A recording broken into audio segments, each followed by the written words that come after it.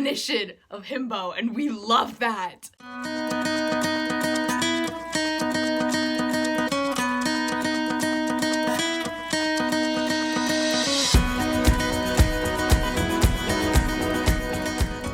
Hello everybody, my name is Tori and welcome back to my channel.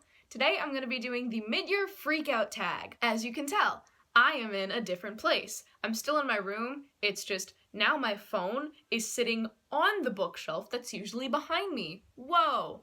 It's just I realized that I filmed a little clip here in my last video and I realized that this lighting is just so much better, so I thought it'd be better for me to just use this lighting instead, so. As you can tell from looking at my channel, I've only been doing booktube videos for about 2 months, 3 months. I started with an April wrap-up, so about 2 months. It's July now. Is that how months work?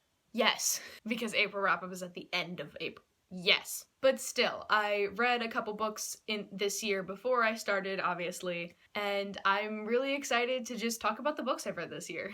First question. The best book I've read this year so far. Now, me being me, can't make any decision whatsoever, I'm super indecisive about everything, I have more than one answer. So, the first one I want to talk about is Red, White, and Royal Blue, which I talked about this in my last wrap-up. I'm gonna make a video on this, I promise, I'm getting there, I need to get all my notes in order. This is about the first son of the United States of America, Alex Claremont Diaz, and the youngest prince of the royal family, Henry, I forget his last name because he's always referred to as His Royal Highness Prince Henry of Wales, so. And in the beginning, they have a little rivalry, and it's really cool, but then, you know, they fall in love, and it's really cute, and I love it! Casey McQuiston, this is her first book, but it's amazing. The second book I want to talk about is Red Queen, because I'm basic, but I just got around to reading this year. Right now, I'm on the third book in the series. I'm on King's Cage, and oh my god, it's so good! And again, in case you somehow haven't heard of this is a book series about a girl named Mare Barrow, and so her world is divided into Silver Bloods and Red Bloods. The Silver Bloods have these crazy superpowers, and they're considered like the high class, and then the Reds are just normal people who are considered the lower class. So one day she gets swept away to the castle to go become a servant, but then they realize that she has silver powers even though her blood is red. And that's all I'm going to tell you because it's all you need to know going into this, and it is amazing. This is one of the first like high fantasy books I've read in a while. Honestly, one of the first high fantasy books I've read. The twists are amazing and you never see them coming. The characters are great and super fleshed out, and the character relationships all make perfect sense. Great book. Definitely read it. I really like red titles. Alright, second question is best sequel you've read this year. I've only read one sequel this year, and that is Glass Sword, also by Victoria Aveyard. Oh, I forgot to say, Red Queen is by Victoria Aveyard. I didn't say that before for some reason. This is the sequel to Red Queen, obviously. It's great. I already gave you the synopsis of Red Queen. Here's the sequel. Wow, I don't have many G books. Oh, in case you couldn't tell by like my last couple videos where you could see the bookshelf, I have my bookshelf alphabetized by title. It annoys me too.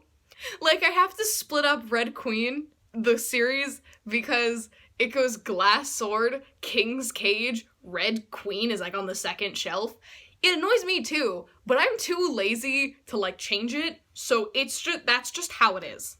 Third question is a new release that I haven't read yet, but I want to. I'm not that great on keeping up with new releases, so I'm just gonna say the new Hunger Games book. I've heard some things that it's not the best, but I really like the Hunger Games and I want to read it, so. Number 4, another question I can't really answer. Most anticipated release for the second half of this year. Again, I don't really keep up with new releases. I'm just gonna say whenever Jandy Nelson releases her third book, I'm there for it. That's my most that's always gonna be my answer. Like, that's my most anticipated book. Whenever she comes out with her next book, that's gonna be the first thing I'm gonna read. Question number 5 is biggest disappointment of this year. For those, I would have to either say This Is Where It Ends by Marie Nijkamp or Eleanor and Park by Rainbow Rowell. This Is Where It Ends, I thought it was going to be a real look into the terror and the horror and a little bit of the psychology behind the tragedy that is a school shooting. But the characters had very black and white morals. There wasn't any psychological look into it. It was just that the antagonist was evil and the good characters were good. That was it. Didn't like it. No, no, no. And then Eleanor and Park. How do I talk about this? This is one of the most hyped YA books, like, ever. At least one of the most hyped modern YA books.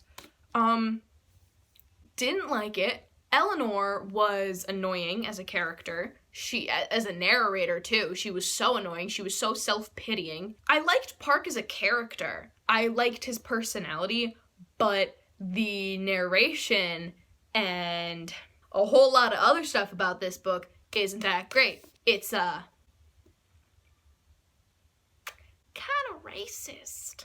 Also, this is getting a movie with a Japanese director. Park is Korean. He's Korean-American, but still. Second of all, his first name is, like, a super common Korean surname, which, like, why? And then, a book with a Korean-American love interest by a white author is getting a Japanese director. Not here for it. Okay, hi. I just want to, like, make a quick comment. I am all 100% for diversity and for having as many different, like, points of view and perspectives and as many different cultures as you can in movies and entertainment and everything in the arts. I'm just saying that I think that since it was written by, well, first of all, I don't think it should be getting a movie at all. But if it is, since it was written by a white woman about a Korean American, I personally think that the director should be Korean American because then they understand the character. So, since we just talked about biggest disappointment, now we're going to talk about biggest surprise in a good way. So far, for me, the biggest surprise I would have to say would be A Tree Grows in Brooklyn. I haven't talked about this book on my channel yet because I read this back in January. It's so beautiful. There's not entirely a plot. It's more just a slice of life, and it's super, super character-driven. It's just about this girl named Francie, and it's just about her growing up in Brooklyn in the early 1900s, on the brink of World War I. It goes from her being, like, very, very little. It even has a couple flashbacks to, like, when her parents first met and stuff like that, to her being 16. And it's just her growing up, and it's such a good story. I love it. I would definitely recommend. Question 7 is a new favorite author. So again, indecisive. I have 3 answers. So the first one I have to say is David Arnold. I read this book, The Strange Fascinations of Noah Hypnotic. I read it last summer, and then I just read Mosquitoland. So I loved this book. I knew that this book was one of my favorites, and then I read Mosquitoland, and I was like, wow, I actually really, really like this author. I really like his writing style, and he's definitely one of my new favorite authors. And then, of course, the next author I have to talk about is Victoria Aveyard, of course. She has such a way of world building that doesn't have any info dumps, and then she has such a way of making you care about these characters so much, like as if you were friends with them. She makes you love and care about these characters, and it's so easy to get invested in this series. I understand why everyone loves it so much. This one's exciting. I'm talking about, like, the same 3 books this entire video, but the next question is your newest fictional crush. Whew. First one I'm gonna have to go with is Alex Claremont Diaz, of course. Oh my gosh. I have notes on my phone from when I was reading this, because that's how I annotate on my phone. I don't annotate the actual books, but I have so many notes on my phone, and so many of them while I was reading this book are just keyboard smashes and just, like, heart eyes emojis and just, oh my gosh, I'm swooning. I love him so much. Hello? Hello! It's my dog. He can open the door, and sometimes it's terrifying. He can't actually open the door, it's just when I forget to close it fully, he just pushes it open. It's you. Okay. Also, not to mention, he's so sweet, and I love him. And then another character I have to talk about, again, I'm talking about the same 3 books, but Killoran Warren? My entire heart. Himbo. That's it. That's the only way I can describe. He's the definition of himbo, and we love that. He cares so much about Mare, and I love him. He cares and he loves with his entire heart. This isn't exactly a spoiler, but like, so people in the stilts where Mare and Killoran grew up, they don't have the best education. So like later in the books, he starts like learning how to write and how to read, and it's so sweet. I'm a sucker for like childhood friendships and then like marrying your childhood friend, which is why I wanted Katniss to end up with Gale. I was 100% on Team Gale. Oh, whatever. I'm not picking the book up again. Question 9 is your newest favorite character. Mare Varro and Killoran Warren. I'm not picking up the book again. Number 10 is a book that made you cry this year. Here's the thing. Oh, he's leaving. Here's the thing. I'm a crier. I'm definitely a crier. I cry so easily when I get like attached to characters. Without fail, I'm almost positive I have cried at the end of every single show I've watched. I cry at the end of like every movie ever. Just to show you how much of a crier I am. When my mom and I watched A Dog's Purpose, that movie that came out a couple years ago about the dog that like kept getting reincarnated, we had just gotten my dog. He was like 6 months old at that point.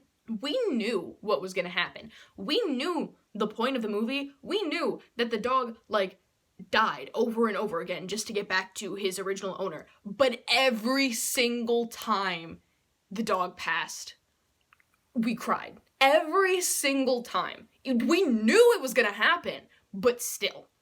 So I cry at everything. But I haven't cried at a book this year. Like, not even A Tree Grows in Brooklyn. Like, nothing has made me cry this year. And I want to. I want to cry at a book. Oh my gosh, like, books that make you cry are phenomenal. If you guys have any recommendations for books that'll make me cry, please give me them. Book that made you happy this year, Red, White, and Royal Blue. I'm not picking it up again. Shut up. Favorite film adaptation I've seen this year would probably have to be Perks of Being a Wallflower by Stephen Chbosky. I really loved this book when I read it. I loved the story about just not being able to fit in and trying to find your place. And then the movie was so great. I saw this one post about it, and it was like, if you want a reason to watch Perks of Being a Wallflower, just know that Ant-Man is trying to teach Percy Jackson how to be a good person, but the Flash and Hermione Granger keep teaching him about cool, fun, new drugs. And that's the movie. But it's such a good story. I think I definitely like the book better because there were a couple things that just came across better in the book. I really felt like the ending of the movie was a bit easier to process. I feel like it explains some things a bit better than the book did, or it just made them a bit clearer. If I'm being completely honest, I haven't really seen a ton of book to film adaptations this year that I haven't already seen. Question 13 is another one I don't really know if I can answer. It's favorite review you've given this year. I don't really know if I have one. I really liked my review of Eleanor and Park, I guess, because that was the first one where I was able to really like get my thoughts out and articulate them pretty well. I don't really know how to answer this question. I don't really have one. 14 is the most beautiful book cover I've gotten. One answer I'm gonna go with is You'd Be Paranoid Too If Everyone Was Out to Get You by Austen Knight. Cause it's pretty. Look at all the colors. All the colors just go so nice. I talked about this in my April wrap-up video about how I love all the colors and everything. It's just so pretty. And then of course, I would have to go with either Red Queen or Glass Sword, because I mean, look at them! Look at them! Look at that. Just look at it. Would ya look at it? That one is like a tiara, and then it has like red blood on it, and then this one is like a bigger tiara. It's not really a tiara. This one's a bigger crown, and it has red and silver blood on it. And then there's King's Cage, which, oh, look at that point on there. It's so sinister. I love how the books get like darker shades of blue as it goes on. I'm so excited. I love this book series. And the 15th and final question is, what books do I have to read by the end of the year? Again, I don't know if I have any, because I buy books as I need them. Personally, I'm really good about that. I typically only buy 3 or 4 books at a time, maybe 5 if I'm feeling adventurous. So I don't really have any that I've bought that I haven't read yet.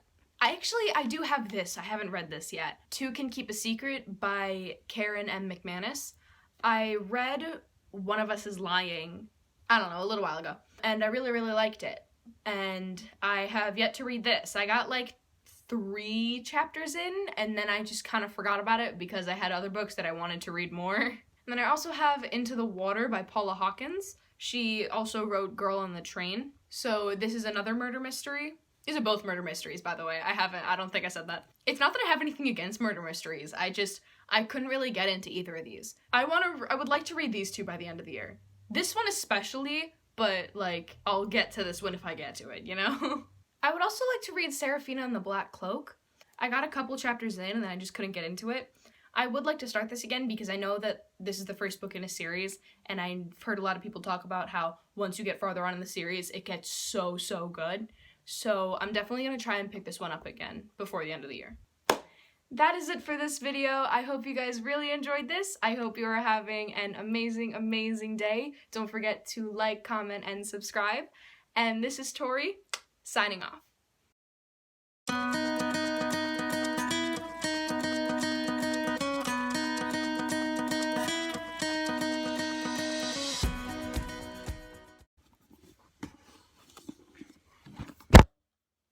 I only ever buy 3 or 4 books at a time, maybe 5 if I was about to say if I'm feeling frisky, but that doesn't make any sense. If I'm feeling adventurous, that's the word.